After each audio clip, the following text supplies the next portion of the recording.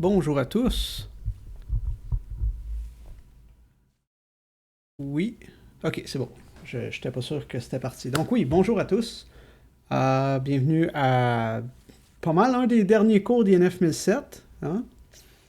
Donc aujourd'hui, comme je l'ai écrit brièvement sur Teams, ça va être un petit peu plus magistral que d'habitude. Fait qu'aujourd'hui, ça va pas être aussi interactif que ce l'est d'habitude, si on peut prétendre que d'habitude le cours est interactif parce que je vous fais des to-do puis je vous laisse les faire. On va prétendre que tout le monde les fait chez eux, mais c'est correct, là, le code est là pour que vous n'ayez pas nécessairement besoin de tout faire durant le cours. Aujourd'hui, je vais plus comme vous présenter du code, je vais passer au travers puis je vais expliquer comment il fonctionne parce que Dans la toute dernière partie des notes de cours sur le polymorphisme et l'héritage multiple, c'est quand même assez pauvre en explication. D'ailleurs, il y a une slide en particulier qui expose un problème très courant de la programmation orientée objet auquel on va traiter aujourd'hui.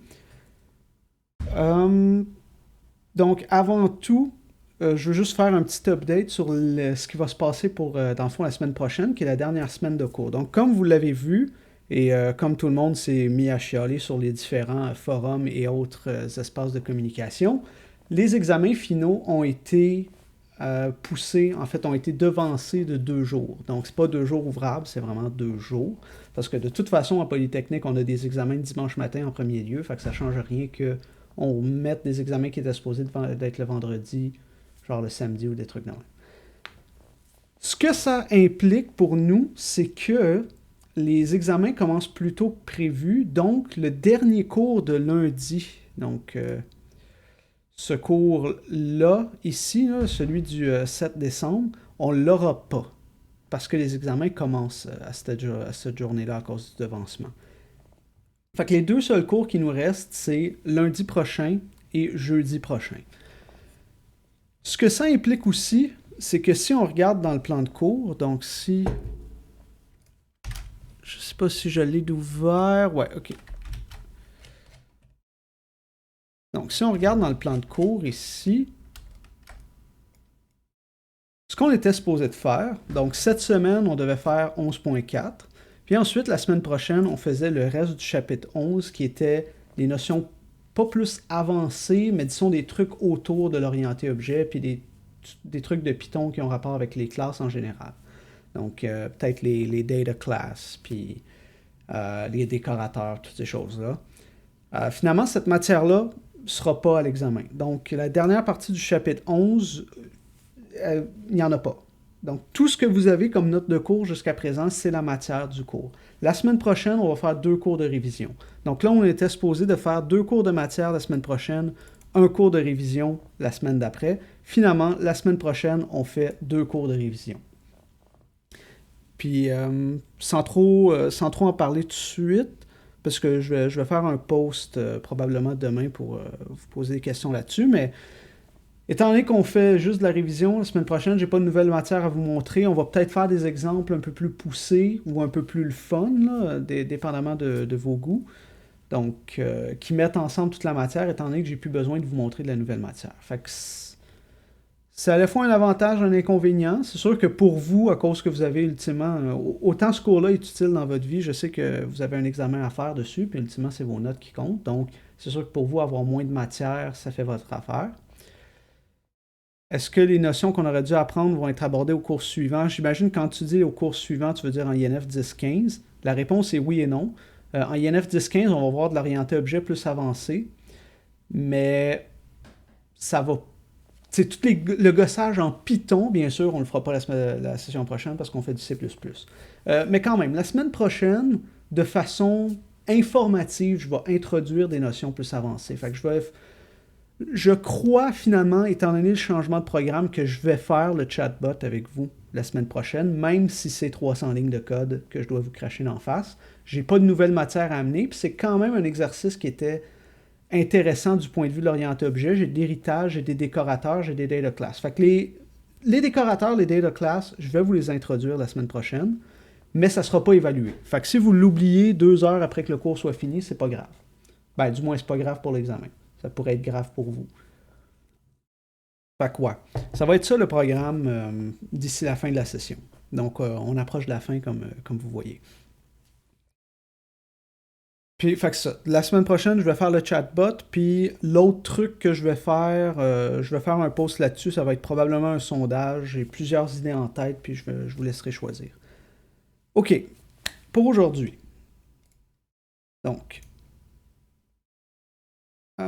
si on regarde le README, vous voyez que le README, j'ai mis un petit peu d'UML. Donc, juste pour vous habituer à comment on représente graphiquement des classes. Donc, vous avez déjà vu des exemples dans vos notes de cours. Donc, ici, par exemple, hein, vous avez vu que on met le nom d'une classe, puis après ça, on met une flèche. Malheureusement, je pourrais pas dessiner parce que ma deuxième caméra est morte. Ma GoPro est juste morte puis elle marche plus. Donc, ça va être un peu dur. Est-ce que ça va avoir rapport avec la fois où vous aviez fait un sondage, si on pouvait s'enregistrer en jouant de la musique? Ça pourrait, mais je sais pas si on va être capable d'aller aussi loin que ça. Ça va dépendre. Mais tu sais, c'est quand même juste dans une semaine, puis j'ai beaucoup d'énoncés à écrire là-dessus, donc ça se peut qu'on garde ça simple. Donc, comme je disais, pour l'UML, vous avez vu que, bon, une flèche comme ça représente l'héritage. Bon, il y a plusieurs façons de l'écrire. Comme je vous l'avais fait la dernière fois, c'était une bonne façon de le faire. Ça, je l'ai fait dans Visio, donc vous avez accès à Visio avec l'école, le Microsoft Visio, qui est comme un produit un peu à part dans la suite Office, si je ne me trompe pas, qui permet de juste faire, justement faire des diagrammes, entre autres d'UML, de réseautique, de plein d'affaires. Fait que là, ici, la flèche représente juste l'héritage. OK. Ce que je veux d'abord traiter, c'est, si on regarde dans vos notes de cours, donc justement ici, toute dernière slide, on vous parle de l'héritage multiple, mais on ne vous dit pas vraiment comment ça fonctionne, puis on ne vous montre pas qu'il y a un problème très important avec ce diagramme-là. Donc, soit une classe M qui hérite de A et B, A hérite de XY, B hérite de YZ, puis bon, les trois, tout le monde implicitement hérite de Object. Ça, on s'en fout. Là, M hérite de A et de B, mais A et B, chacun de leur côté, hérite de Y. Ça veut dire que tout ce qui est dans Y est dans A, mais est aussi dans B. Or, tout ce qui est dans A est dans M, et tout ce qui est dans B est dans M. On a comme l'impression qu'il y a peut-être un doublon en quelque part là-dedans, ou que l'initialisation peut se faire de façon étrange. Mettons que j'initialise mes trucs comme ça. Ça, c'est l'ordre d'héritage. Autrement dit, quand j'essaye d'appeler quelque chose dans M, fait que, mettons que toutes ces classes-là ont une méthode met. Mettons que j'essaye d'appeler m.met. Il va essayer de trouver la première version compatible de met dans cet ordre-là. Donc, si m ne contient pas la méthode met, dans le sens où je ne l'ai pas écrit directement dans m, il va essayer d'aller voir est-ce qu'il est capable d'aller chercher B, parce que B a été hérité en premier. S'il n'est pas capable de le trouver dans B, il va essayer de le trouver dans A. Puis s'il n'est pas capable de le trouver dans A, il va aller le trouver dans X, ensuite dans Y, puis ensuite dans Z. Quand vous faites l'initialisation de vos affaires, vous vous rappelez, on fait toujours le super.init de la classe d'en haut, n'est-ce pas? Qu'est-ce que ça implique? C'est que quand vous faites votre super, ça appelle le super, mais comme je pense que j'avais mal expliqué la dernière fois. Super, ce que ça veut dire, là, c'est pas nécessairement la classe en haut, c'est la classe qui est dans le prochain ordre ici, dans le MRO, le Method Resolution Order. Donc, quand vous faites le super dans M, ça va aller dans B. Mais si B fait un super, ça va pas être le super de B qui serait Y ou qui serait Z. Déjà en partant, faire le super avec l'héritage multiple, ça a l'air un peu funky parce que vous savez pas lequel que ça prend. Si vous faites le super dans M, ça va aller dans B. Si B fait un super, il utilise encore la règle du super de M. Donc, ça va aller au prochain ordre qui est A. Et non pas Y, alors qu'on s'attendrait à ce que ça aille dans Y. Je vais faire un exemple simple pour ça. Puis ensuite, je vais parler des classes abstraites. Puis enfin, on va aller à notre exercice d'aujourd'hui. Donc, ça ici, j'ai juste reproduit l'exemple qu'il y avait dans l'énoncé pour employé, contractuel, régulier, commission, toutes ces belles choses-là. Donc, le projet 4 est... Ah oui, c'est vrai, j'ai oublié de répondre à cette question-là. Donc, le projet 4 est toujours pour le 6.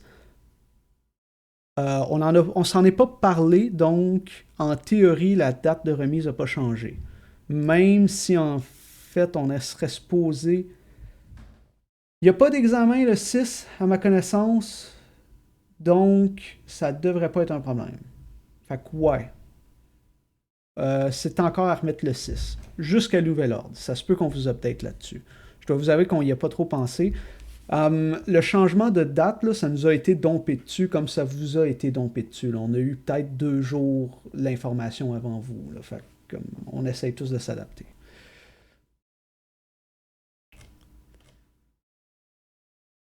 OK, donc.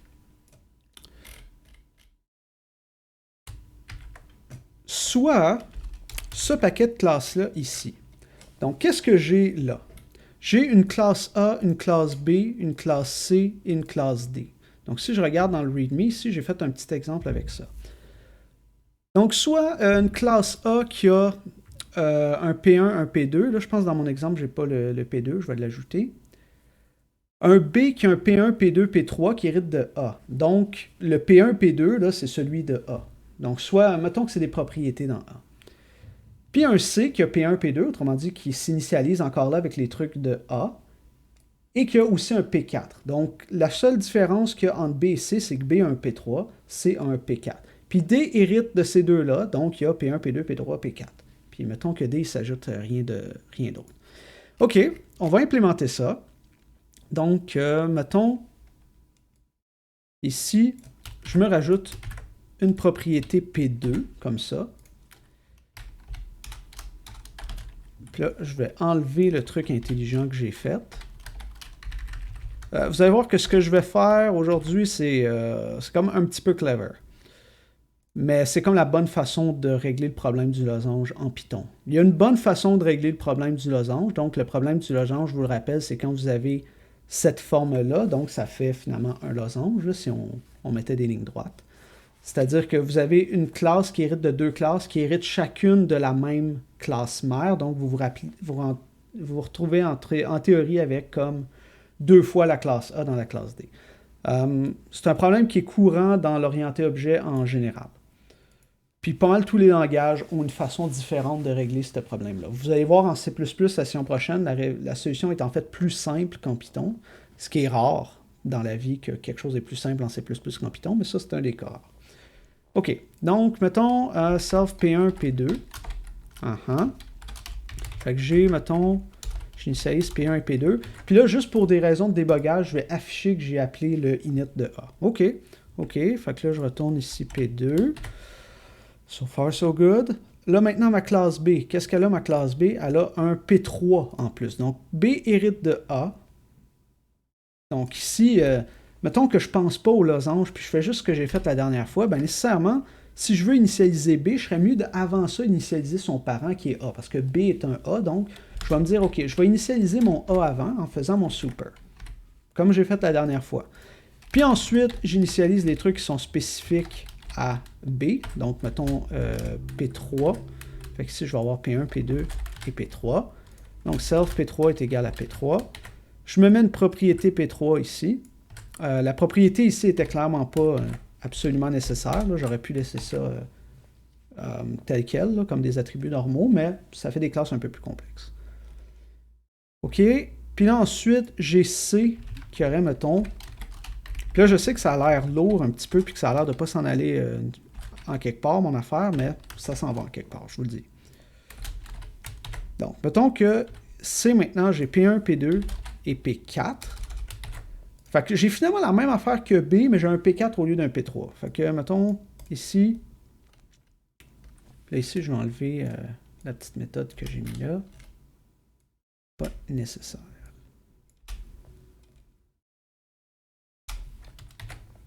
Puis oui, ce code-là, il n'est pas dans le README, il n'est pas nulle part, là, mais je vais l'updater quand je vais le mettre dans exercice version prof. Fait que vous pourriez le consulter par la suite. OK, def, P1, P2, P4. Je fais la même affaire, c'est-à-dire j'initialise mon parent avec P1, P2, parce que je sais que mon parent c'est un A, puis il s'initialise avec P1, P2. OK, c'est bon. Ici, je mets mon P4 égale P4. Je me mets une propriété pour accéder ici à P4. Fait que j'ai pas mis de getter, j'ai mis juste des getters, puis j'ai pas mis de setter, c'est correct. Pour l'exemple, c'est correct. Mettons que je m'arrête là. Donc ici, je vais, mettons, dans mon main, puis je pourrais me créer un C égale C, puis là, C, je dois y passer, je vais y passer, mettons, 1, 2 et 4. OK. Ça fait quoi? OK. Puis là, je vais, mettons, faire print ici C.P1, C.P2, C.P4, parce que C a un P4. OK. J'exécute ça. No attribute P4, parce que ici, j'ai oublié de le changer.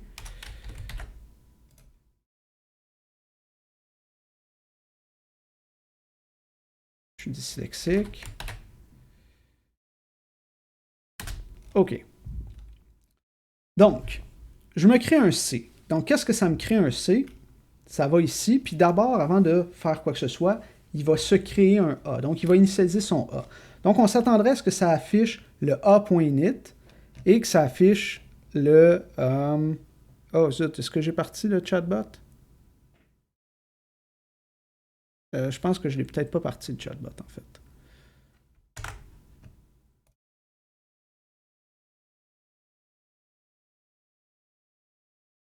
Je vais juste le partir vite, vite, en espérant qu'il fonctionne.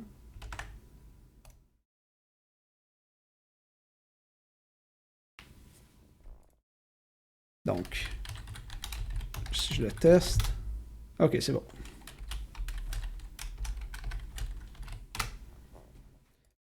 Ouais, j'ai réglé le bug en passant du chatbot la dernière fois. C'était vraiment cave. J'avais commenté une ligne pour faire des tests, puis j'avais oublié de la décommenter avant de partir le chatbot pour la dernière fois. C'était vraiment aussi cave que ça. Je vous jure que je sais programmer, gars. Je vous jure que je sais programmer. Je sais que c'est dur à croire des fois. Donc, en effet, quand j'appelle un init de C en le construisant comme ça appelle d'abord le init de A, ensuite ça appelle le init de C, puis ça fait les initialisations comme du monde. Donc, je m'attends à ce que son P1 soit 1, son P2 soit 2, son P4 soit 4. So far, so good. Si je fais la même chose avec un B, donc, je fais, mettons, B, B, B et B, puis là, j'utilise son P3 à la place, puis là, je construis un B, ça me fait quelque chose de similaire. Donc, j'initialise d'abord mon A, ensuite j'initialise mon B, puis je me retrouve avec les bonnes valeurs. OK, c'est bon. Mettons que j'ai un D qui est à la fois un B et un C. Donc, je m'attendrai à ce que D ait P1, P2, P3 et P4. Donc, c'est ça le schéma que j'ai fait ici. Donc, mon D, quand je l'initialise, je devrais l'initialiser avec P1, P2 qui viennent de A, P3 qui vient de B, P4 qui vient de C. OK, je le fais de la même façon. Fait que je me... Mais là, attends, super de D, c'est quoi? Oh. Well, that's weird. Je sais pas trop d'où ça vient. OK. Ça, c'était mon personnage, là, en passant. Je sais très bien ce qui se passe. Là, le super, on se rappelle, ça va à la classe parent. Mais ça va pas vraiment à la classe parent. Ça va à la prochaine classe dans l'ordre de résolution des méthodes. Fait que si on se rappelle ici, notre ordre d'héritage, c'est d'abord B, ensuite A, ensuite Y. Fait que si j'appelle le super de M qui hérite de B en premier, donc ça va de gauche à droite. Ici, mon D, il hérite de B, ensuite de C. Donc, son MRO, puis en fait, je pourrais, ici, mettons que je commente. Je vais commenter son init parce que c'est sûr qu'il plante. Donc, mettons que j'ai ici D print D.MRO. Excusez-moi, il faut juste que je me rappelle comment j'obtiens le MRO. Je m'en sers. Ouais, ça, c'est la classe.MRO. Donc, D.MRO. OK, c'est quoi le MRO de D? C'est d'abord D, bien sûr, lui-même. Ensuite, c'est B. Ensuite, c'est C. Puis ensuite, c'est A. Donc, ça fait D, B, C, A. Parce que je l'ai déclaré dans la liste ici d'héritage, B en premier, C en deuxième. Fait que mes super, quand je les appelle, là, fait que mettons que je décommande ça ici. Ce super-là, il va aller dans B. B fait un super. Mais comme j'ai dit, ça va pas être le super de B. C'est le prochain dans l'ordre de celui de D. C'est pour ça que je vous dis que le Python, des fois, est un peu weird quand vous faites de l'héritage. Puis ça, c'est quand même très différent des autres langages. Fait qu'en réalité, l'ordre d'appel des super qu'il va avoir ici, ça va être super ici, ça va être celui de B. B appelle super, mais pas celui de B. Le prochain de celui de D, qui est C, puis lui appelle le super, qui est le prochain de D, qui est A. Donc, ici, si je fais juste mettre un petit commentaire pour qu'on s'en rappelle, le MRO, c'est D, B, C, A. Donc, c'est ça l'ordre que ça va faire. Mais là, l'affaire, c'est qu'ici, mon super, je lui ai passé 4 paramètres. Tu sais, je ne sais pas trop comment il va se passer. OK. Je sais, par contre, que C va se faire appeler en deuxième, B va se faire appeler en premier. Donc, B, c'est mon premier super. Qu'est-ce qu'il prend en paramètres? P1, P2, P3. Ah, OK. Fait que ici, mon super, je vais lui passer P1, P2, P3. Non, attends, là, ça ne marche pas parce qu'après ça, B, il va essayer d'appeler celui de C avec P1, P2, mais C, il en prend 3. Qu'est-ce que je peux faire? C'est là que je vous dis que c'est weird. Ce qu'il faut faire, c'est ce qu'on appelle de l'héritage coopératif. Donc, vous devez designer vos classes en ayant en tête que vous allez faire de l'héritage multiple et que vous allez devoir passer à travers des initialisateurs, à travers des appels de super, de façon un peu étrange. Donc, pas nécessairement B va initialiser son A, ensuite C va initialiser son A, parce que si on ferait ça, on aurait 2 A, puis ça ne marcherait pas plus. Fait que c'est quoi le truc? Si vous regardez dans le README, je vous ai cité deux références, donc Python Course et peut-être la référence un peu plus autoritaire oui, c'est Ramon Hettinger, qui est genre un des gros dudes du comité de Python. Essentiellement, le truc, c'est que la classe ici, qui hérite de tout, D, elle a ses 4 paramètres, elle a ses N paramètres. Ce que je fais, c'est que ici, je vais lui passer tous les paramètres dont j'ai besoin à chacun des super, puis chacun des super, ce qu'il va faire, c'est consommer seulement ceux dont ils ont besoin. Puis comment on fait pour consommer des paramètres dont seulement nous, on a besoin? Mettons que je fais init P1 égale P1, P2 égale P2, P3 égale P3. Là, je me retrouve avec un keyword argument. Vous vous rappelez, si je fais 2 étoiles keyword argument, keyword args, ça va me faire un paramètre qui représente tous les trucs que j'ai nommés ici. OK. Mettons B. B, en fait, mettons A. A, il a besoin de quoi pour se faire initialiser? Il a besoin de P1 et de P2. Les autres, il n'en a pas besoin. Fait que ce que je vais faire, puis c'est là que vous devez essayer de me suivre un peu. Je lui mets, en passant ici, on l'appelle keyword args, vous l'appelez comme vous voulez. C'est juste par convention qu'on l'appelle KW-args. Je lui passe P1, P2, puis toutes les autres affaires qui pourraient lui être passées. Ou dans le cas de A, je n'ai pas vraiment besoin de le faire. Mais je vais quand même les mettre. OK. B, pour initialiser B spécifiquement, j'ai juste besoin de P3. Parce que P1 et P2 viennent de A. Fait qu'ici, en réalité, ce que j'ai besoin pour initialiser B, c'est P3 et tout le reste. Right? Puis qu'est-ce que je passe à tout le reste? Ben, c'est ça que j'utilise comme argument de mon init. Ça s'en va où cette affaire-là? Pour le C, même affaire, la seule chose dont j'ai spécifiquement besoin dans C, c'est P4 et tout le reste. Puis là, ici, mon init, qui vient de mon super, je le passe avec tout le reste. Puis là, vous me dites, ouais, mais Charles, comment ça que ça marche? Là? Tout ce que je suis en train de faire, c'est de passer un espèce de dictionnaire comme ça. Mais l'affaire, c'est que keyword args, il faut que ce soit des paramètres qui sont nommés. Donc, si ici, j'appelle mon C avec P1 égale quelque chose, P2 égale quelque chose, P4 égale quelque chose, donc si ici, je ferais, mettons, P1 égale P2 égale et P4 égale, comment celui de C va se faire interpréter? C'est qu'il va voir, ah, j'en ai un qui s'appelle P4, donc il va associer C.P4 ici. Pardon, ça, c'est pas du tout ça que je voulais faire. Là. Non, P1 égale, P2 égale, je sais pas pourquoi j'ai fait ça. P4 égale, OK. Donc, ici, il va voir, ah, vous avez fait P4 égale, ben P4 est ici, OK, c'est beau. Puis tout le reste des paramètres nommés, donc quand vous mettez les 2 étoiles, ça représente tous les paramètres qui sont nommés. Donc ceux qu'on a explicitement dit, le nom du paramètre égale une valeur, ben il va aller les foutre là-dedans, dans essentiellement un dictionnaire. Puis quand vous faites le init, ce que vous faites, c'est que vous lui passez tous les arguments que lui ne reconnaît pas, donc que C ne reconnaît pas. Autrement dit, ceux qui ne sont pas nécessaires à lui.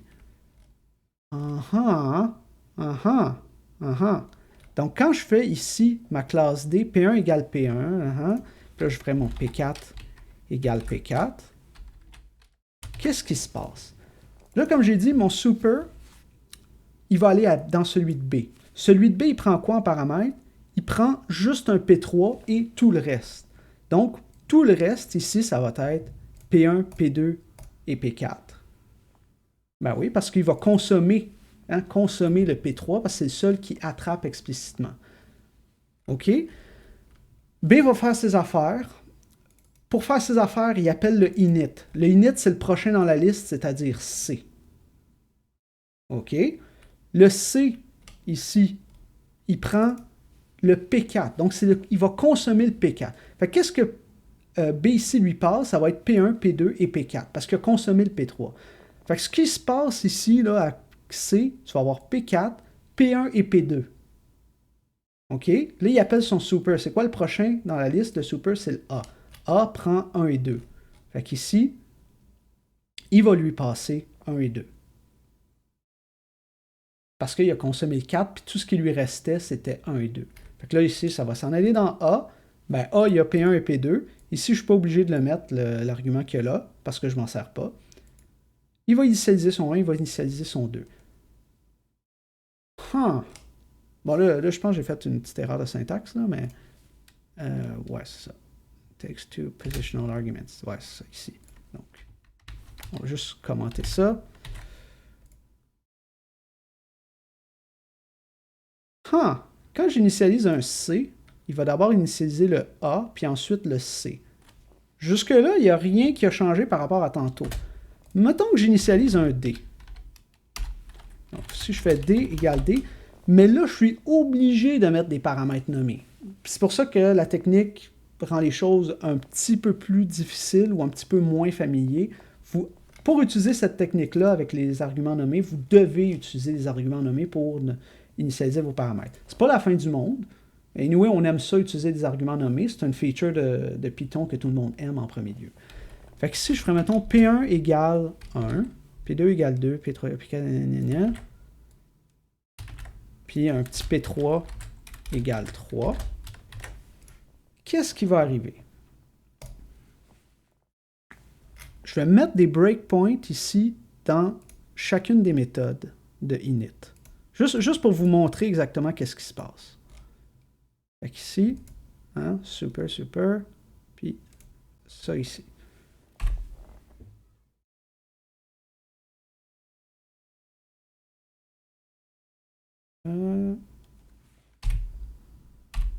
OK. Fait que là, je suis dans D. Là, vous voyez, je suis à la ligne ici où j'initialise D. Donc, si je continue, puis j'essaie d'aller au prochain breakpoint, ça va être quoi? C'est, bien sûr, le init de D. OK.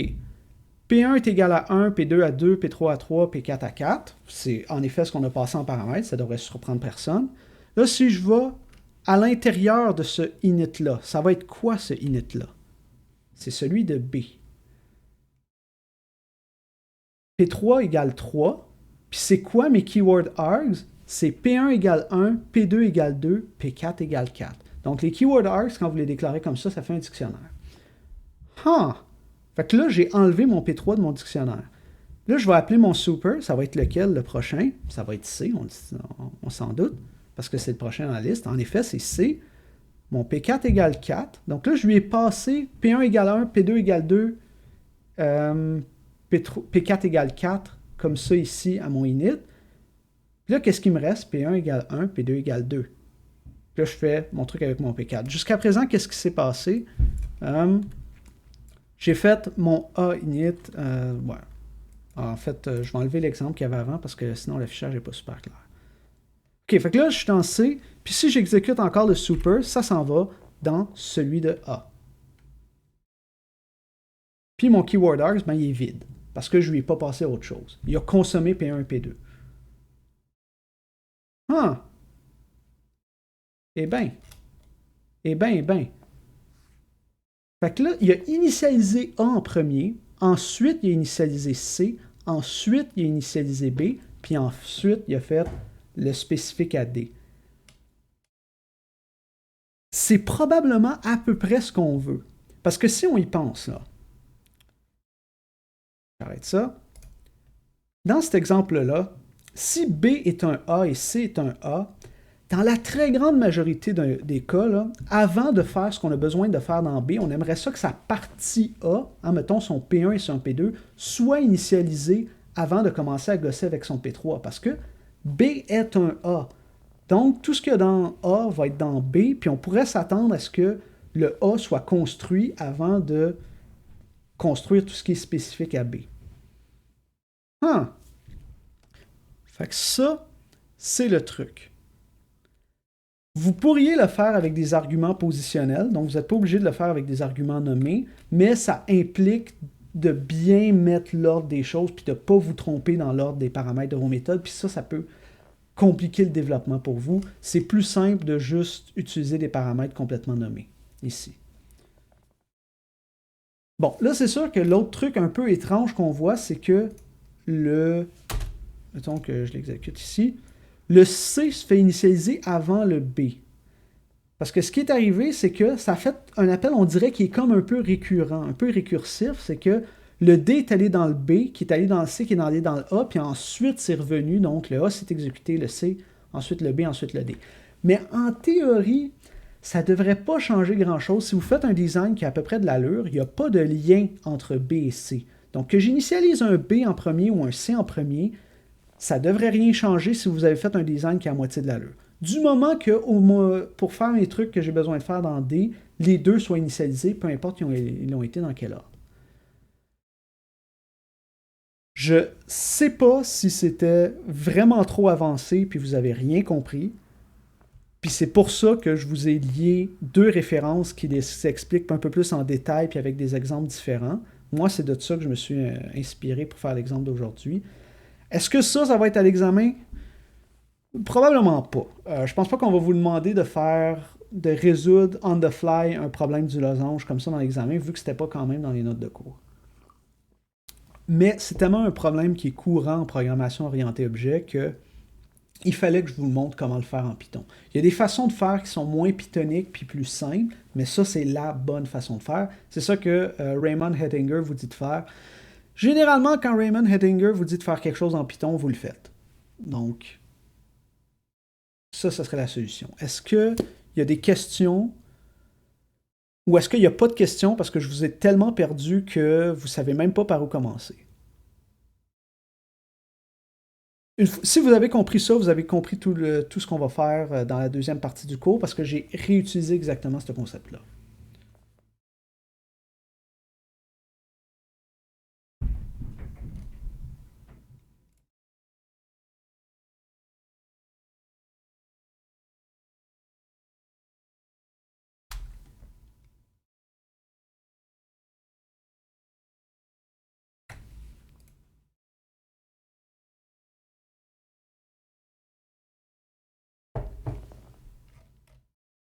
Bon. Je vois qu'il n'y a pas de questions, ce qui est très, très inquiétant, ce qui veut probablement dire que vous n'avez absolument rien compris et que ce que j'ai dit, c'était pas clair du tout. Je vais essayer d'écrire un peu plus de texte pour aller avec l'exemple et poster ça par la suite en espérant que ça vous aide. Si vous n'avez pas tout compris, mais que vous avez au moins compris que le problème du losange, c'est un problème courant et qu'il y a une façon de le régler, mais il faut faire attention à la façon avec laquelle on appelle nos init. Donc ici, vous avez remarqué, ok. Si vous avez à retenir une affaire, il y a un problème du losange, puis c'est un problème très courant en programmation orientée objet. Donc quand vous avez cette forme-là, tous les langages ont une façon différente de régler ce problème-là. Mais généralement, chaque langage a un mécanisme qui vous permet de ne pas juste avoir à tout briser votre code à cause de ça. L'autre affaire que vous devez vous rappeler, c'est que si vous voulez régler ce problème-là de la façon la plus pythonique possible, vous devez comme designer toutes vos classes puis les implémenter de façon à ce qu'ils coopèrent par rapport à ça. Fait que vous voyez ici, là, mon B, il appelle son super en s'attendant à ce que celui-là, il coopère avec ce modèle-là où je lui passe les arguments nommés, puis celui-là, il s'attend à ce que l'autre coopère encore avec ça. Fait que c'est ce qu'on appelle de l'héritage coopératif. Est-ce qu'il y a moyen d'ajouter des args dans le mix? Oui. Si vous regardez dans l'exemple que j'ai mis... le premier exemple là, que j'ai mis ici. Me semble celui-là. Donc le Diamond of Death ici. Plus tard, ici, c'est vraiment un bon texte. Si vous voulez vraiment comprendre ce que j'ai dit, c'est un bon texte parce qu'il vous montre c'est quoi les mauvaises façons de faire, puis c'est quoi qu'on voudrait faire intuitivement, puis après ça, il vous dit ce que je vous ai montré. Mais il vous le montre ici comme ça. Vas-y, il vous fait l'exemple avec pas de paramètres. Si vous regardez l'exemple de Raymond ici, Search Order, Practical Advice, lui aussi il fait avec les keyword args. Si vous le faites juste avec les args, vous devez respecter l'ordre des paramètres absolument parce qu'ils ne vont pas savoir sinon lesquels qu'ils doivent consommer. Donc, je vous dirais la façon la plus simple, c'est d'utiliser les keyword args parce que sinon vous avez beaucoup plus de chances de vous tromper. Mais c'est faisable.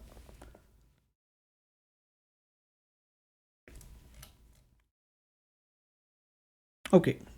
OK. Oh shit, ça fait quasiment 1 heure qu'on est là-dessus. Hein? 40 minutes, ouais. Alright. Donc ça, c'était pour l'héritage multiple. Maintenant, pour revenir au polymorphisme. Donc on se rappelle la dernière fois, on avait fait l'héritage, c'est tel quel. Là. On avait notre character dont héritait magician. Puis on avait juste comme étendu la méthode character. Puis le polymorphisme qu'on avait, c'était notre compute damage agissait de façon différente dans magician qu'il faisait dans character. Ça, c'est du polymorphisme. Quand j'appelais le point compute sur quelque chose que je m'attends à ce que ce soit un character, mais qu'en arrière c'est un magician, ça agissait différemment. C'est juste ça du polymorphisme. Ce qu'on n'a pas parlé, c'est les classes abstraites. Donc ici, vous pouvez remarquer que j'ai mis mon A comme étant un ABC. C'était pas nécessaire. Si vous regardez dans vos notes de cours, donc classe abstraite, si vous héritez ici de la classe, c'est pas ABS ici en passant, c'est bel et bien ABC et non pas ABS. Ça c'est un petit typo, je vais dire à Benjamin de le corriger. Excusez-moi, ça m'est passé par-dessus. Donc si vous importez le module ABC, et que vous faites votre classe héritée de le type ABC en majuscule, donc Abstract Base Class, ça fait de votre classe une classe abstraite. Qu'est-ce que ça veut dire, une classe abstraite? Si je fais un autre petit exemple ici, donc mettons que j'ai une classe spam, puis je décide que spam, on ne se préoccupe pas de son init, on va laisser un init vide parce qu'on s'en fout. Def, mettons, on va appeler met self comme ça. Puis mettons que ça affiche spam.met. De même. OK? Si j'ai une classe eggs qui hérite de spam, puis elle a fait eggs.met quand je l'affiche, ben là j'ai surchargé la méthode met de spam dans eggs. Donc si j'ai un objet de type eggs, même si je pense que c'est un spam, le polymorphisme va faire en sorte que c'est bel et bien eggs.met qui s'affiche. Donc, si je plug ça dans un exemple, eggs égale eggs comme ça, spam égale spam. Est-ce qu'il y a quelqu'un qui est capable de me dire d'où j'ai pris spam and eggs? D'où vient la référence, qui est une référence très populaire en Python?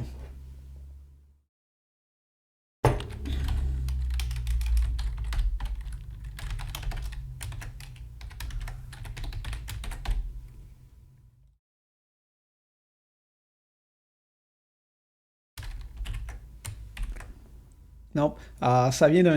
Comme toutes les inside jokes en Python, ça vient d'un sketch de... Yes. Ça vient pas de Holy Grail, me semble, mais ça vient de Monty Python. Donc, il y a des gens qui connaissent la référence. Donc oui, le langage Python s'appelle Python à cause de Monty Python. C'est ça, je l'avais dit au début de la session. Fait que souvent, quand on fait des exemples qui n'ont pas de sens, on va utiliser des références à Monty Python. Fait que des fois, j'utilise spam and eggs, parrot, dead parrot, ex parrot. Une autre façon de faire. Vous savez quoi? C'est pas une mauvaise idée, ça. Donc, parrot. Je vais utiliser ça à la place. Dead parrot.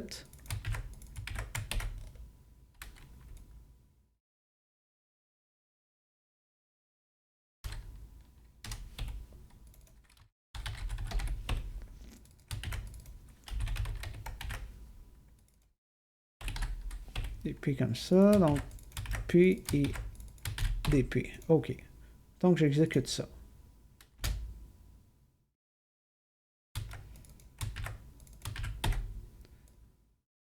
Puis ensuite, mettons que j'ai une autre classe qui serait, mettons, xParrot, qui hérite aussi de parrot.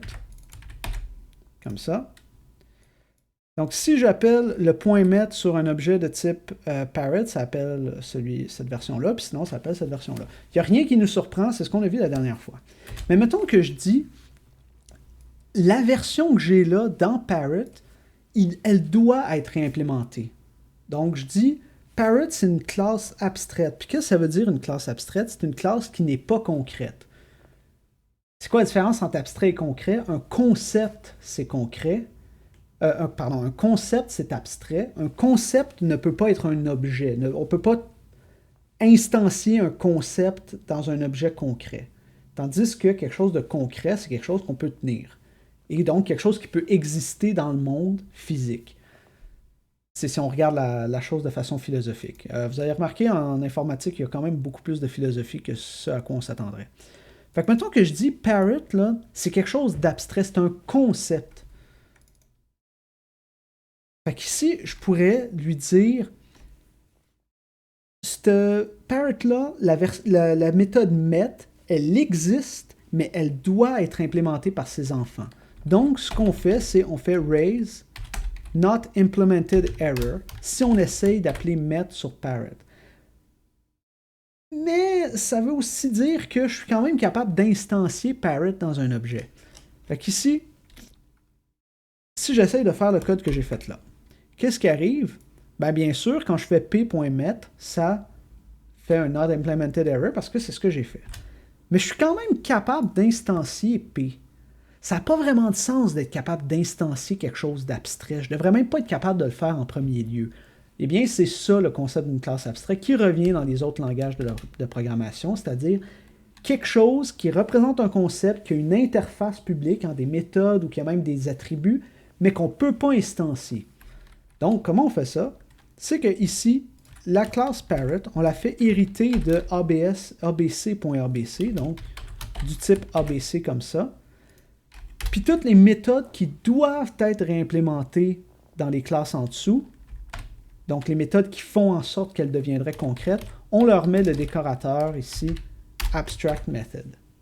Donc le décorateur, c'est comme quand on mettait un static method pour indiquer que c'est une méthode statique, mais là, on met un abstract method pour indiquer que c'est abstrait.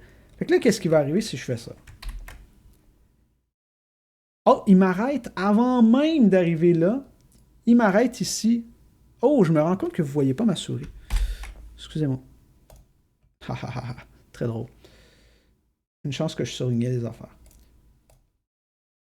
Donc ici, il m'arrête là parce qu'il me dit parrot, c'est une classe abstraite, tu ne peux pas l'instancier. Parce que parrot, c'est juste un concept dans mon affaire. Ensuite, quand j'hérite de dead parrot ici, hein, quand j'hérite de parrot, puis là je réimplémente ma méthode, ben là je la concrétise, je lui donne une implémentation. Donc dead parrot est une classe concrète parce que j'ai implémenté toutes les méthodes abstraites que j'avais dans parrot. Fait que ici, si je fais juste un petit commentaire de même, puis j'instancie dead parrot fonctionne parce que c'est une classe concrète. C'est essentiellement juste ça, une classe abstraite. C'est une classe dont certaines des méthodes ont besoin d'être réimplémentées dans les classes d'en dessous. Puis xparrot, même affaire, il hérite de parrot, puis il le réimplémente. Mettons que je le réimplémente pas dans xparrot. Fait que je dis ici, je fais juste un pass, comme ça. Qu'est-ce qui va arriver? Donc, si j'essaie ici...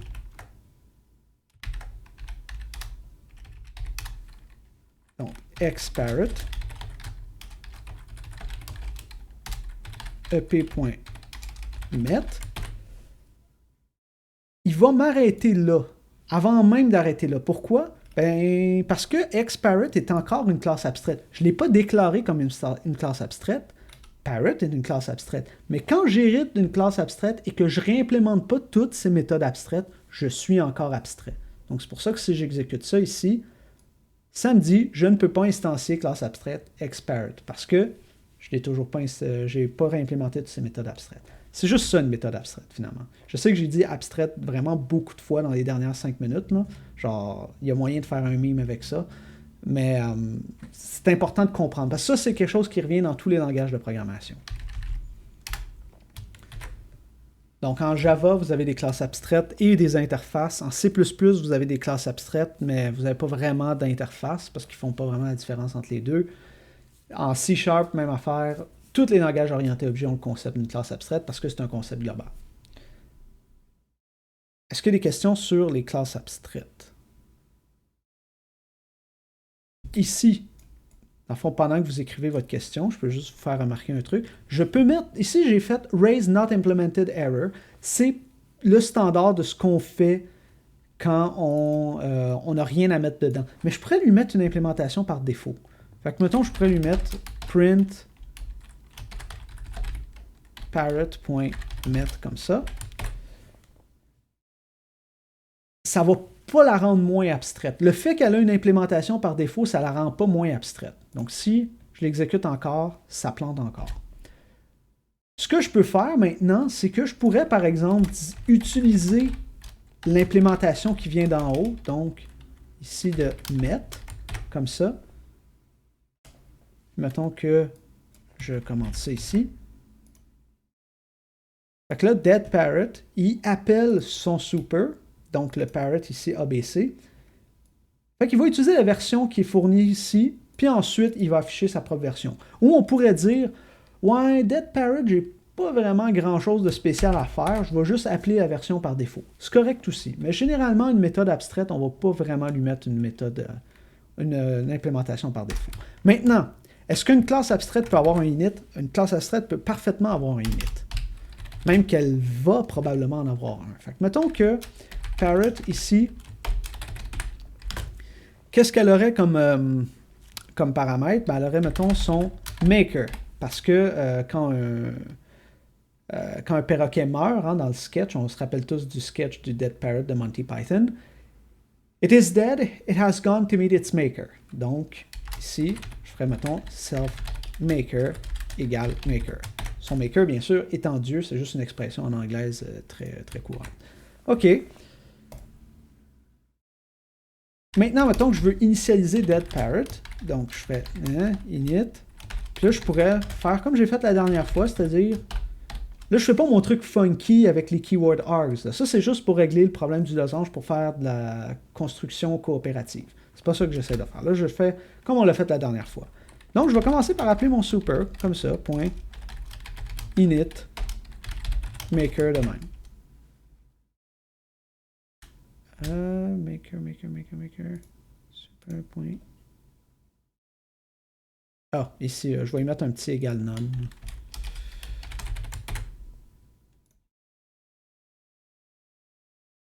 Puis ici aussi, je vais y mettre un petit égal none. Juste parce que ça ne me tente pas de changer mon domaine.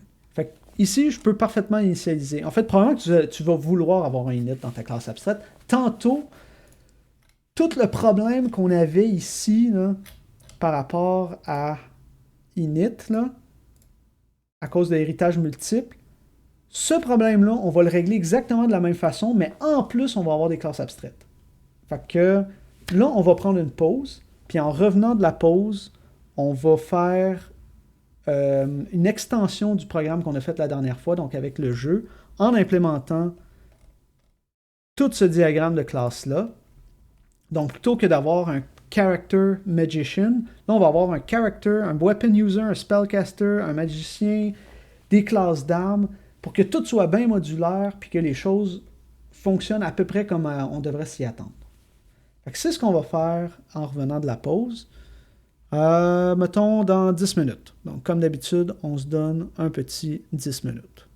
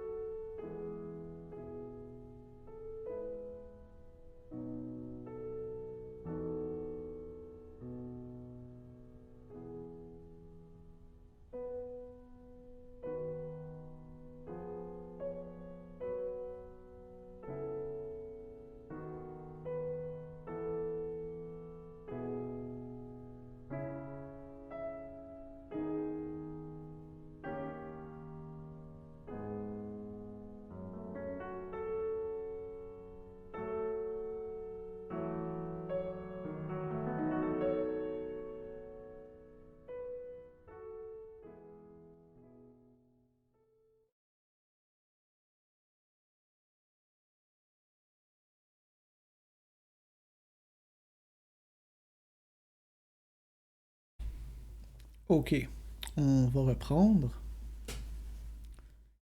Donc, le dernier exemple d'aujourd'hui, qui est loin d'être petit, c'est on va réutiliser tout le concept qu'on avait la dernière fois. Donc, on avait nos personnages, nos armes, toutes ces choses-là. Il n'y a pas grand-chose qui change au niveau de la logique du jeu, donc c'est encore les mêmes formules qui s'appliquent.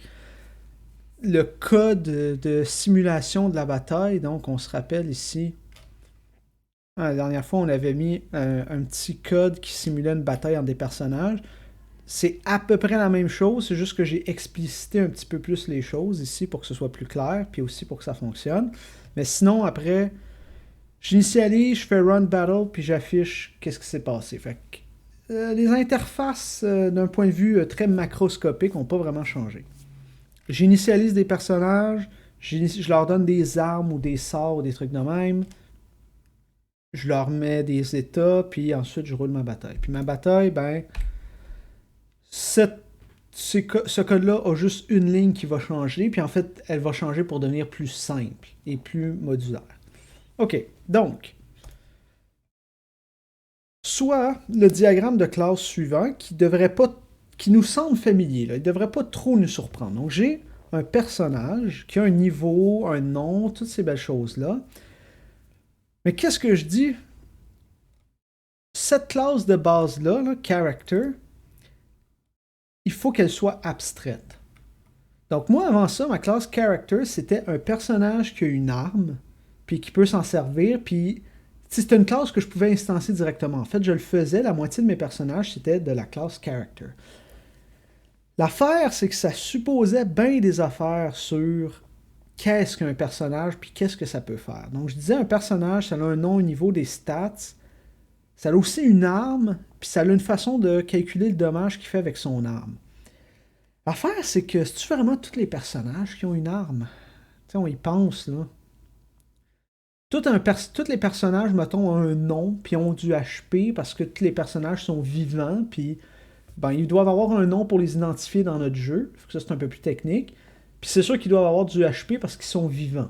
Fait que, ok, c'est bon. Puis après ça, ben, ils ont des stats de base parce que ils existent. Tout ça, ok, c'est bon. D'ailleurs, ici, j'ai dupliqué HP. Là. Je sais pas pourquoi il a été écrit deux fois. Hum, mais mettons que mon personnage, il a pas nécessairement besoin de tenir une arme ou il peut pas. Hein? Mettons que mon personnage, là, c'est pas une personne, c'est pas un animal, c'est une créature purement magique. C'est genre une boule de feu consciente, mon personnage. Est-ce qu'une boule de feu consciente peut tenir une épée? Pas full, c'est une boule de feu. C'est juste du gaz enflammé. Qu'est-ce qu'elle peut faire, ma boule de feu enflammée, consciente? Elle peut lancer du feu. Donc, elle peut faire de la magie. Puis un magicien, qu'est-ce que c'est capable de faire? Selon la définition qu'on a la dernière fois, peut-être elle est magique. Non, on va assumer que dans notre jeu, l'explication, ça marche parce que c'est de la magie, elle s'applique pas. Donc on va dire qu'on a fait à moitié notre job d'écrire un univers qui se tient debout et non pas juste dire, regarde, c'est de la magie, occupe-toi-en pas. Fait que, mettons que je dis un magicien, c'est quelqu'un qui peut utiliser à la fois des armes et des sorts. Moi, ce que j'avais fait la dernière fois, c'est que je l'avais fait hériter de personnages, puis j'avais rajouté la magie par-dessus. Mettons que plutôt ce que je vais faire, c'est que personnage, c'est une classe abstraite, puis qu'est-ce qui est abstrait dedans, c'est la façon qu'il calcule son dommage. Ah, ah ouais, c'est pas fou ça. Puis qu'est-ce qui peut hériter de personnage? C'est un personnage qui peut utiliser des armes, puis un personnage qui peut utiliser de la magie. Puis un magicien, finalement, c'est quelqu'un qui peut à la fois utiliser des armes et utiliser de la magie. Puis là, la dernière fois, on avait dit spell hérite de weapon. Mais weapon, c'est déjà. On va encore utiliser ça parce que les choses sont en commun, mais un personnage, tu sais, dans la classe de base, ce concept-là, il n'existe pas encore. Fait que je vais dire que j'ai un offensive move. Puis qu'est-ce que j'aurais dans ma classe personnage? C'est un last used move. Donc la dernière fois, on avait fait un truc étrange pour savoir c'est quoi l'arme qui avait été utilisée par un personnage après avoir fait son move. Mais là, on va tout simplement avoir un last used move, qui est une propriété qui peut changer. Puis on s'attend à ce que ce qu'on mette dedans, ce soit de type offensive move. Fait qu'un offensive move, qu'est-ce que ça a? Ça a un nom, parce que tout dans notre jeu doit avoir un nom. Hein, ultimement, il faut être capable de les identifier. Ah, puis là, on a une méthode abstraite qui nous dit est-ce qu'il peut être utilisé par un personnage? Je dis bien méthode abstraite. Une arme, ça a une façon de déterminer s'il peut être utilisé par un personnage. Hein. On vérifie est-ce que son niveau est supérieur ou égal au niveau requis. OK, mais ça pourrait être d'autres affaires. Hein. Mettons, on aurait des sorts spéciaux qui dépendent pas du niveau du personnage, mais qui dépendent de d'autres attributs qu'on n'a même pas encore décidé. Ben là, plutôt que d'avoir à traiter tous ces cas-là dans des classes de base, puis à chaque fois qu'on s'en sert, d'avoir à mettre un gros paquet de if, on en fait une méthode abstraite, puis on l'overload de la façon qu'on veut dans les classes qui sont en dessous. Fait que mon offensive mode, c'est une classe abstraite. Mon character, c'est une classe abstraite. Weapon, c'est une concrétisation d'une attaque où on lui met une puissance, un niveau minimal, puis comment j'implémente son niveau son check de ce qui peut être utilisé, ben, je vérifie les niveaux. Puis ensuite, je dis, ben, un spell, ouais, est-ce qu'un spell, c'est vraiment une arme? Pas vraiment, mais ça fait à peu près toutes les mêmes affaires, mais en plus, j'ai un coût en MP, donc je fais juste hériter de weapon, puis je rajoute les MP par-dessus. OK. De quoi ça a l'air concrètement tout ça, là, une fois que je l'ai écrit en code? Fait qu'allons voir character, comment je l'ai fait.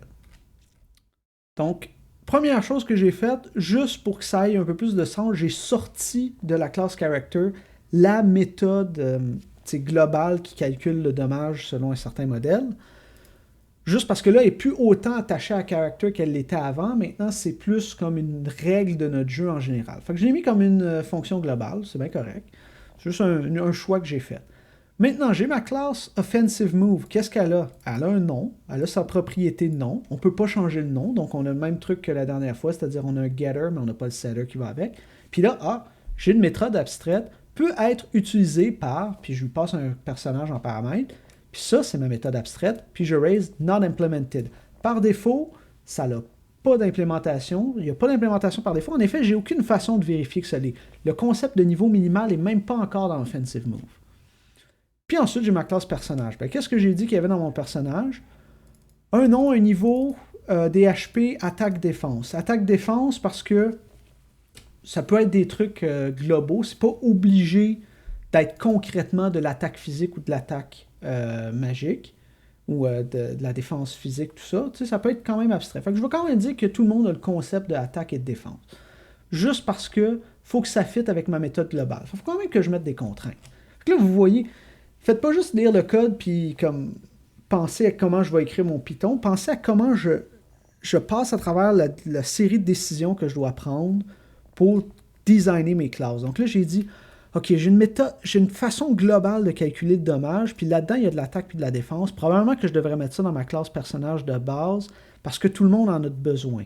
Est-ce que ça va être nécessairement attaque physique, défense physique? Non, non, non, ça peut être autre chose, on va voir. Fait que là, ici, je dis, OK, j'ai mon nom, j'ai mon niveau, j'ai mon max HP, ça, c'est des choses qu'on a vues la dernière fois. Fait que j'ai encore là mes propriétés de nom, d'HP. Ah, puis là, j'ai ma propriété Last Move Used. Oh, OK. Puis là, j'ai mon autre, puis là, j'ai mon setter. Fait que ici, je fais juste comme...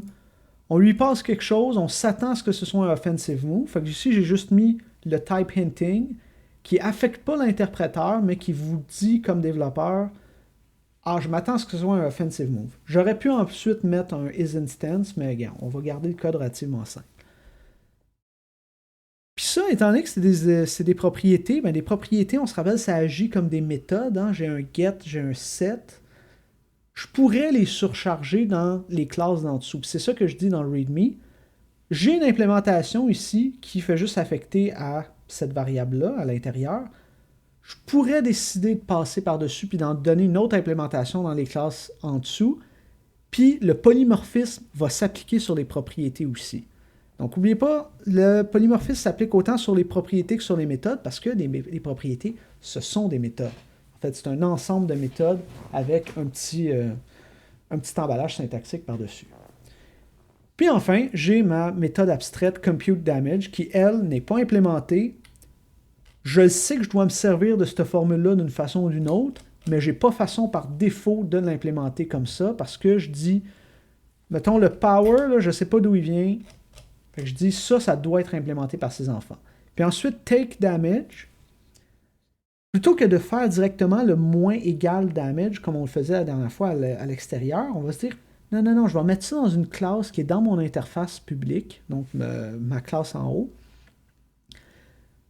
Comme ça, si j'ai des classes en dessous qui ont besoin de changer comment absorber du dommage se comporte, hein, mettons que j'ai une classe de personnage qui peut avoir un bouclier, puis quand il lève son bouclier, ça lève pas sa défense, rien, mais ça coupe le dommage de moitié que l'autre lui fait. Ben, l'autre, il ne devrait pas avoir besoin de le savoir que c'est comme ça que ça fonctionne. Lui, il fait juste dire, OK, je lève mon bouclier, puis j'applique la moitié du dommage. Fait que plutôt que d'avoir à traiter ce cas-là particulier dans toutes les classes, puis dans toutes les fois où je m'en sers, j'en fais une méthode dans ma classe de base, puis là, je lui donne une implémentation, puis je ne la mets pas abstraite. Autrement dit, celle-là, elle a toujours ce comportement-là, à moins que je dise dans les classes dérivées de le faire autrement. Ça ne va pas être le cas aujourd'hui, parce qu'on a du temps limité, mais c'est ce que je pourrais faire.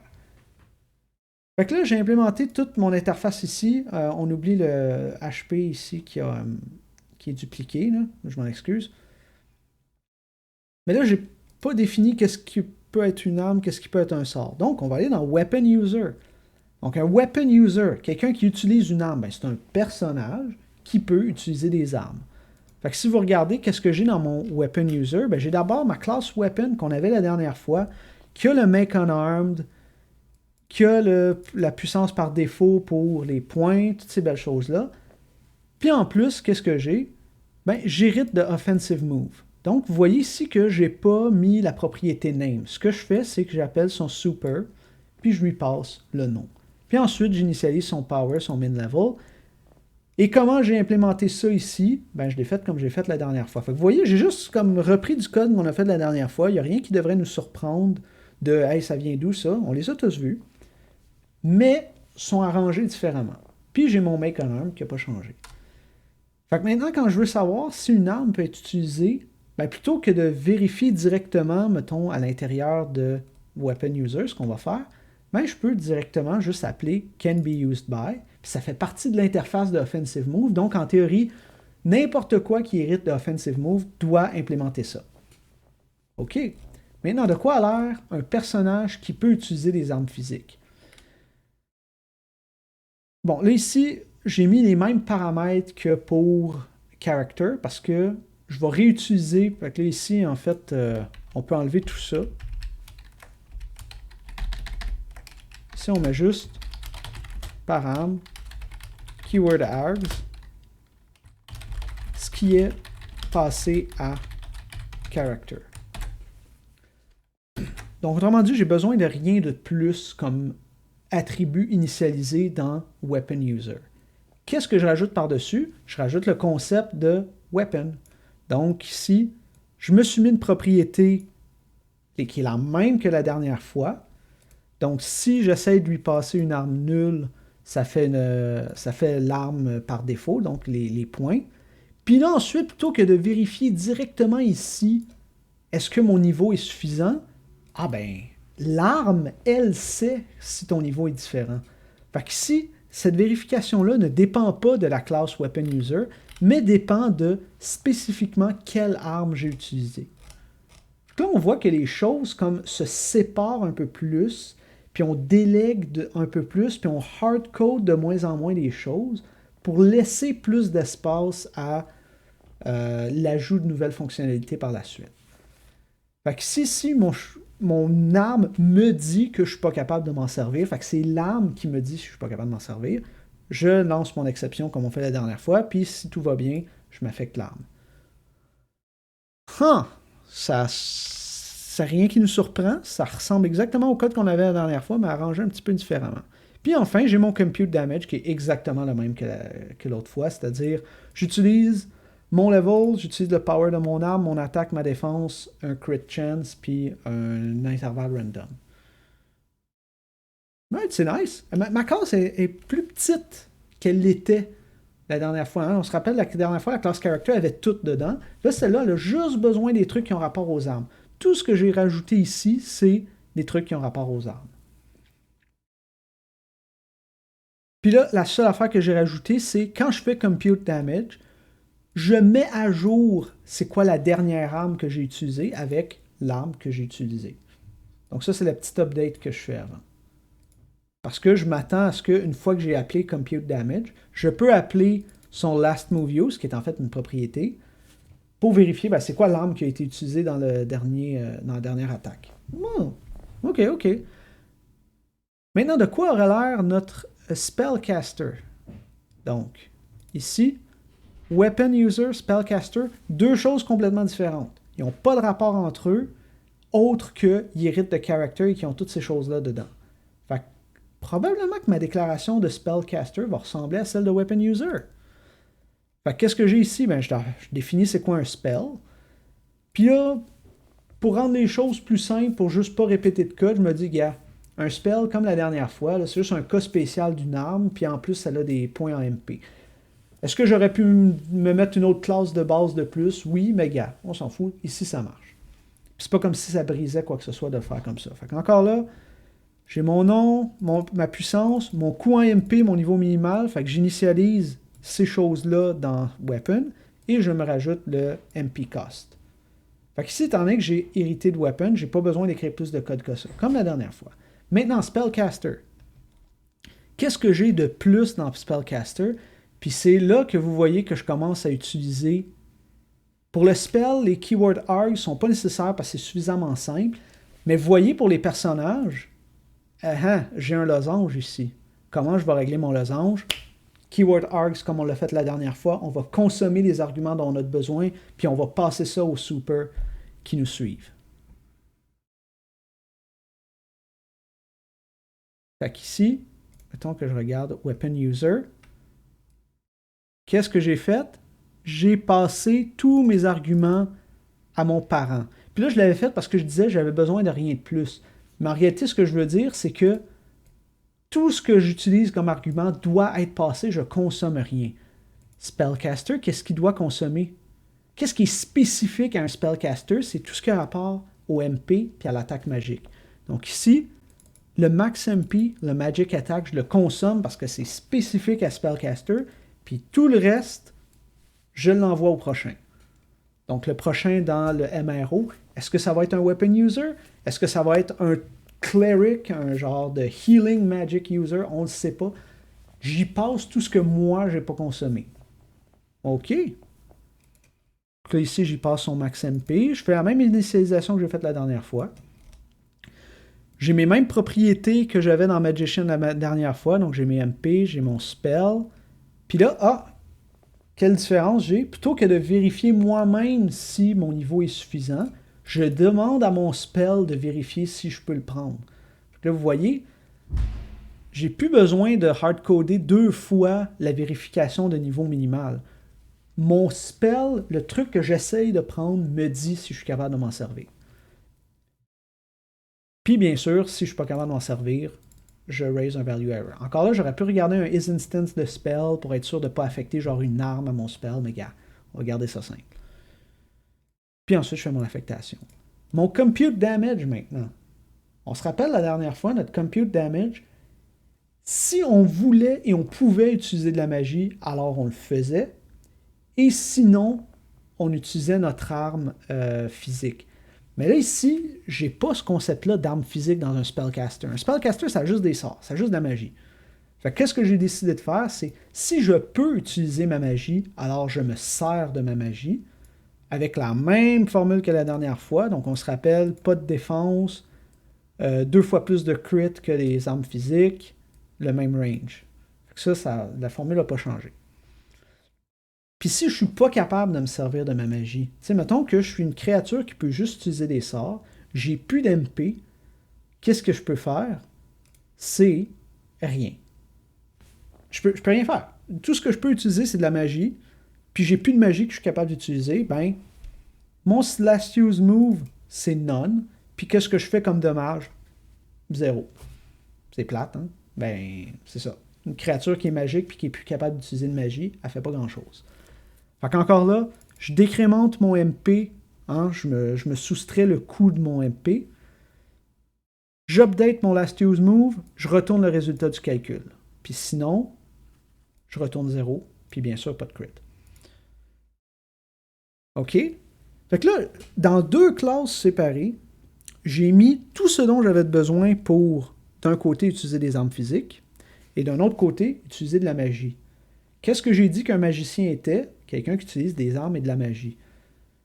Fait que je pense que vous vous doutez que la classe Magician, elle va pas être bien grosse. En effet, si je la regarde, tout ce que j'ai besoin de faire ici, c'est hériter de Weapon User, de Spellcaster. Je leur envoie tous les paramètres dont j'essaie de m'initialiser. Fait qu'ici, il n'y a rien qui est spécifique à Magician qui n'est pas déjà dans Weapon User, dans Spellcaster en termes d'initialisation. Fait que je fais juste passer tous mes arguments de constructeur, d'initialiseur à mon super, puis je lui laisse s'arranger avec. Fait que là, étant donné que j'ai hérité de Weapon User en premier, Spellcaster en deuxième, quel va être mon MRO? Ça va être Magician, ensuite Weapon User, ensuite Spellcaster, ensuite Character. Fait que quand j'appelle mon super init, ça va faire comme ça l'a fait la dernière fois, étant donné que j'appelle toujours mon super init en première, toujours la première instruction que je fais dans toutes les autres. Donc ça va appeler celui de Character. En effet, avant de faire quoi que ce soit, j'aimerais ça que les trucs de base soient initialisés. Ensuite, ça va initialiser mon Spellcaster, mon Weapon User, puis ensuite, ça va rentrer ici qui ne fait rien d'autre de plus. Puis là, tout ce que j'ai besoin de faire, c'est de surcharger ma méthode Compute Damage. OK. Donc, il faut qu'elle ait la même signature, hein, autrement dit, le même nom, les mêmes arguments que les autres. Puis je sais que Compute Damage, ici...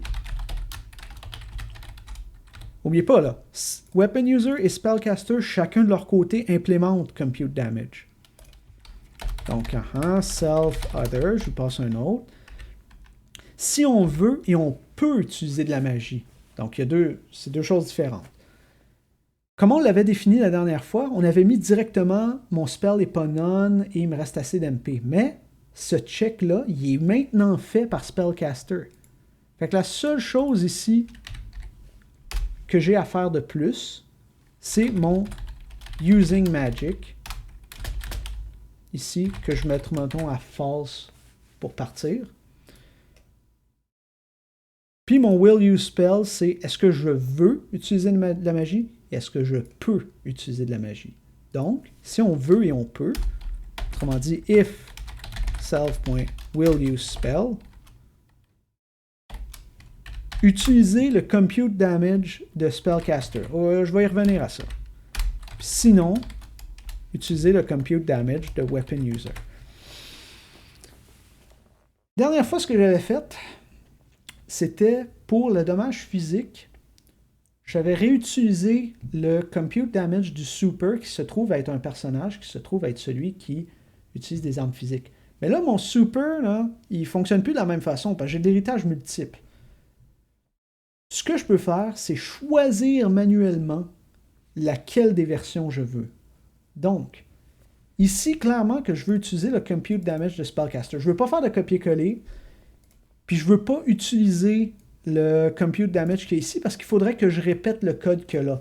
Moi, je ne veux pas avoir à copier-coller le code qu'il y a là parce que je pourrais me tromper en faisant du copier-coller, puis il faudrait que je les teste séparément. Moi, je veux réutiliser exactement ce qu'il y a là ici. Bon. OK. Fait que return compute damage self.compute damage. Non. Non, il ne va pas plus savoir c'est lequel. Mettons que je veux accéder à la méthode compute damage de la classe Spellcaster. Je fais quoi? Je fais Spellcaster. Compute damage. Si je m'en sers directement comme ça, puis que je ne mets pas de self, si je ne fais pas self point, on se rappelle c'est quoi, là? On a vu ça là, au début du chapitre 11, une méthode, donc quelque chose qui vient d'une classe en Python. Quand on fait le self point, le nom de la méthode, ce que ça fait, c'est que ça passe le self, mettons a.met, mettons que je vais ici dans mon tout premier exemple de tantôt. Mettons que je fais deadparrot.met, ça va passer dp ici comme premier paramètre implicite de met, donc dp devient self. Si je fais deadparrot.met comme ça, alors là, il ne va pas passer implicitement un objet parce qu'il n'y en a pas à passer. Donc, maintenant, il faut que je l'utilise avec tous ces paramètres. Donc, je lui passe dp comme ça. Fait que c'est ça qui est un peu spécial avec les méthodes en Python, c'est que finalement, c'est juste des fonctions auxquelles on passe implicitement l'objet courant. Mais la différence entre le Python et les autres langages, c'est qu'on a le choix de le faire. Donc ici, je peux dire de passer directement l'objet courant. Fait que c'est ce que je vais faire. Alors, je sais que c'est beaucoup de choses, puis vous devez juste comme m'écouter puis essayer de suivre, mais rappelez-vous que le cours est enregistré, puis tout ce code-là va être disponible après ça sur GitHub. Fait que, comme, paniquez pas trop si vous n'avez pas tout suivi. Fait que compute damage, qu'est-ce qu'il prend en paramètre? Il prend d'abord un self. Ben là, le self, ce serait qui? Ben, c'est moi. Donc, je lui passe self. Le self que j'ai là, ici. Puis mon other. Fait que ça, c'est mon appel de la version spécifique de Compute Damage de Spellcaster. Puis comment je fais pour avoir le Compute Damage de Weapon User? Je fais exactement la même chose. Weapon User.compute damage.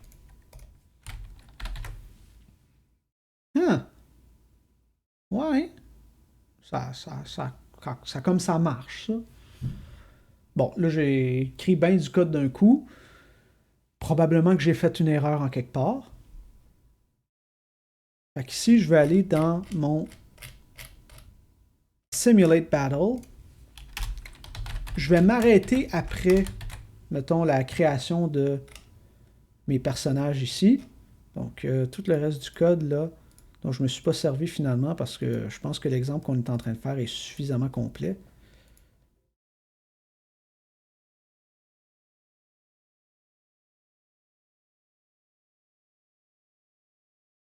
Ici,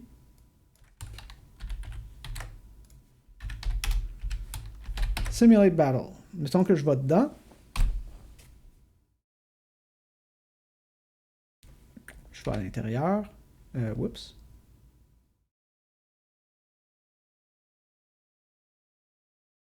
J'ai pas fait le bon bouton. OK, Simulate Battle. Là, je vais me créer un weapon user. OK? Qu'est-ce que ça crée un weapon user? Comment ça se passe? Là, je m'en vais dans le init de weapon user. C'est quoi le MRO de weapon user? Il hérite de personnage. Fait que c'est weapon user character. Fait que ici, quand je rentre dans mon init, là, on voit c'est quoi les paramètres que j'ai passés. C'est tous ceux que j'ai mis dans le main. Là. Fait que j'ai mon attaque, mon défense, mon level, mon max HP, toutes ces belles choses-là. Si je vais à l'intérieur du super init, qu'est-ce que ça va être? Ça va être celui de character. Puis ensuite, quand je ressors de là, ben là, ma partie character s'est fait initialiser comme il faut. J'initialise mon weapon avec la propriété, puis qui va faire toutes ces belles choses. Donc en le mettant égal none, il va mettre automatiquement l'arme nulle, donc l'arme par défaut. Puis ensuite, son last used move et toutes ces belles choses-là. OK. Même affaire pour C2, ça devrait pas être bien différent. Maintenant, pour Magician. Magician, il est spécial. Là. Si je rentre dedans, je commence par appeler mon super avec tous ces beaux arguments-là. Fait que c'est quoi mes beaux arguments ici? J'ai mon attaque, ma défense, mon niveau, mon attaque magique, tout ce que j'ai passé en paramètres. Je fais juste toutes les prendre, c'était des paramètres nommés. Je les passe à mon super. Ça va être quoi mon super? On se rappelle, mon MRO, c'est Magician, Weapon User, ensuite Spellcaster, puis ensuite Character. Fait que si je vais à l'intérieur de mon super ici, ça s'en va dans Weapon User. Puis le super de Weapon User, qui n'est pas celui de Weapon User, mais qui est le prochain dans la liste MRO de Magician, Spellcaster, qui ensuite va aller au prochain, qui est Character. Même affaire qu'on a faite tantôt, mais jusque-là, il y a beaucoup plus de code autour, puis c'est une application au complet. OK. Fait que là, ça va remonter. Après ça, j'initialise mon Self-Using Magic, en effet. C'est la seule chose que Magician a de plus que Spellcaster et Weapon User, c'est que, étant donné qu'il peut faire les deux, il peut choisir entre les deux. OK. Spellcaster, mettons ici, je me suis mis un élémental de feu, donc une créature qui est vraiment juste une boule de feu consciente. Ben encore là, il hérite de Character, donc son MRO, ça va être Spellcaster Character. C'est la même affaire que Weapon User, rien qui nous surprend. Puis il n'y a rien qui plante, parce que on a tout fait comme il faut. OK? Maintenant, j'essaye de leur donner des armes. Donc, ici, juste pour que ce soit clair qui est quoi. C1, C2, ce sont des weapon users, donc des personnages qui peuvent utiliser des armes. Fait que ici, je leur affecte des armes, ce qui sont les mêmes que la dernière fois. C3 est un magicien. Donc, étant un magicien, il peut avoir à la fois un sort et une arme. Donc, je lui affecte un sort et une arme. Puis, je lui dis, utilise ta magie. Puis C4, c'est un spellcaster, c'est un élémental. Il peut juste avoir un sort, donc je lui affecte son sort. Mettons que j'essaye ici de faire, je sais pas moi, soit print C4.weapon, ou j'essaye de faire... si je fais C4.weapon, en fait, ça va l'affecter, parce qu'il ne connaît pas la propriété. Donc, je fais ça. Il dit Spellcaster has no attribute weapon. Ben, en effet, dans Spellcaster, il n'y a pas de concept de weapon. Puis même affaire, si j'essaye d'afficher, mettons, l'attaque magique d'un weapon user, ça ne va pas plus s'afficher. Quand j'ai un magician, je peux faire ce que je veux parce que j'ai les deux. Donc, on essaye de rouler ça. On enlève la ligne qu'on a faite, bien sûr. Ah, il nous manque une affaire.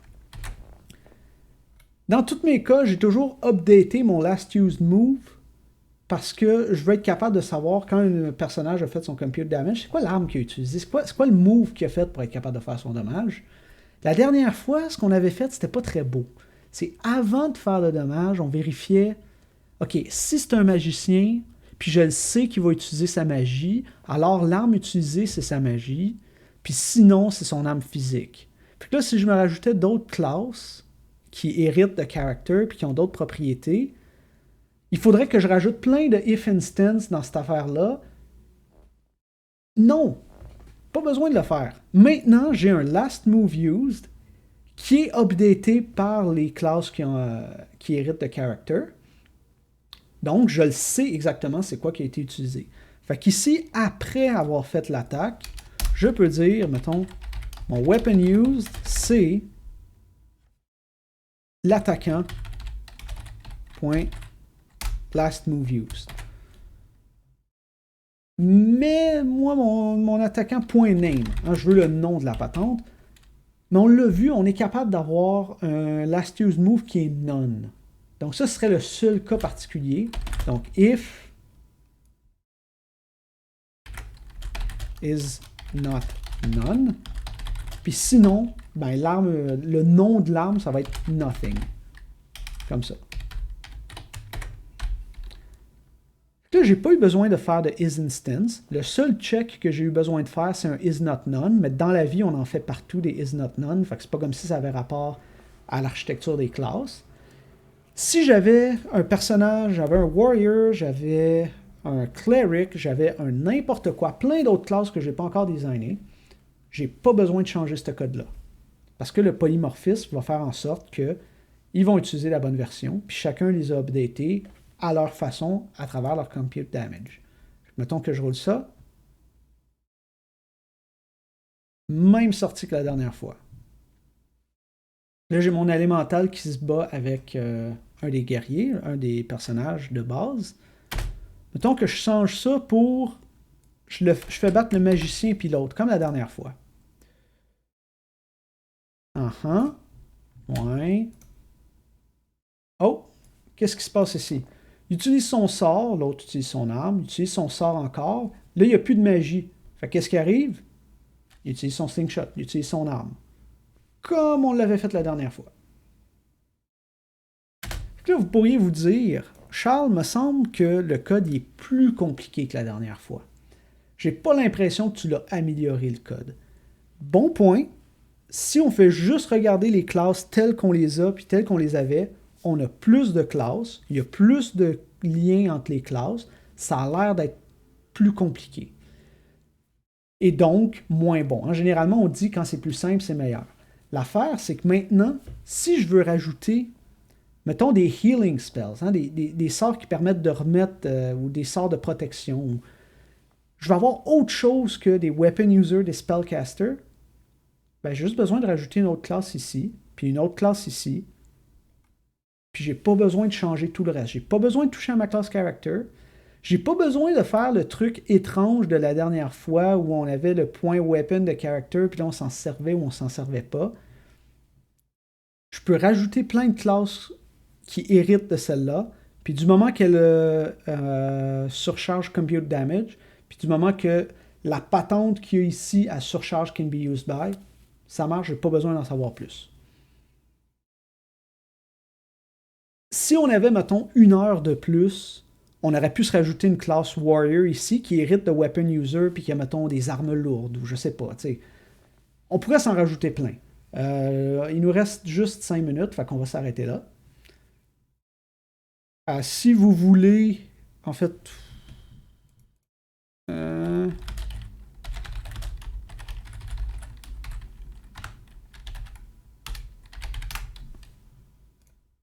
um, si vous voulez qu'après le cours, je rajoute une classe Warrior dans le code pour vous montrer de quoi ça aurait l'air avec un diagramme updaté, faites juste répondre dans le sondage qui est dans le chat en ce moment.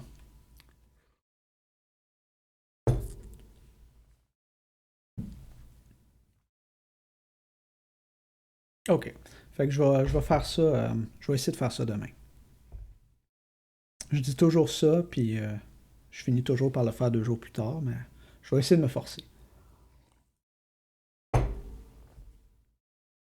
Ouais, plus de travail pour moi, mais ça me dérange pas. Je sais que la session n'a pas été facile pour vous autres, là. Puis oui, bien sûr, notre examen est entièrement en ligne. Il n'y a pas de proctor, il n'y a pas de Zoom. C'est juste même condition que pour l'intra. Fait que, inquiétez-vous pas, là. On ne vous compliquera pas la vie plus que nécessaire. Je sais qu'il y a beaucoup de profs qui vous forcent à faire des examens en présentiel, puis c'est pas le fun.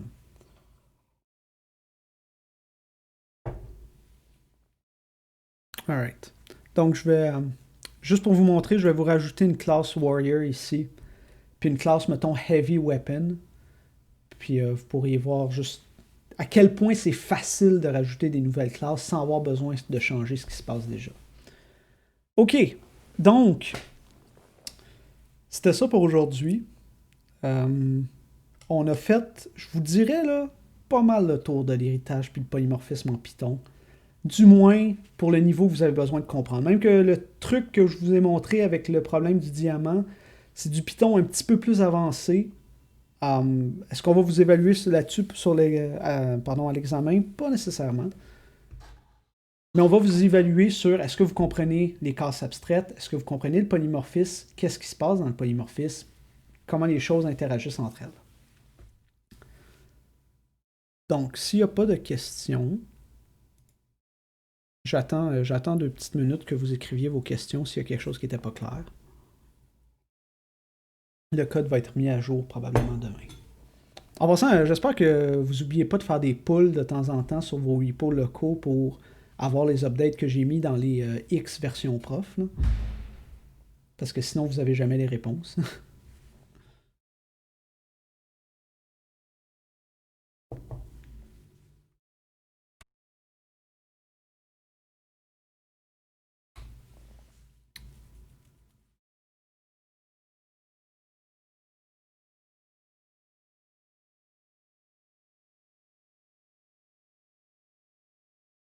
Wow.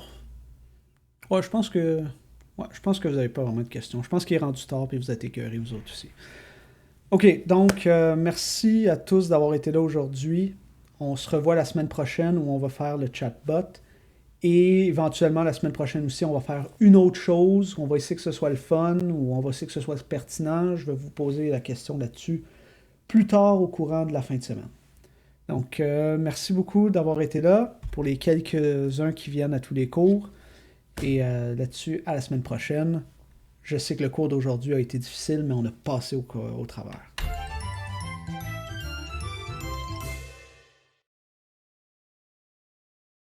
Roll the outro!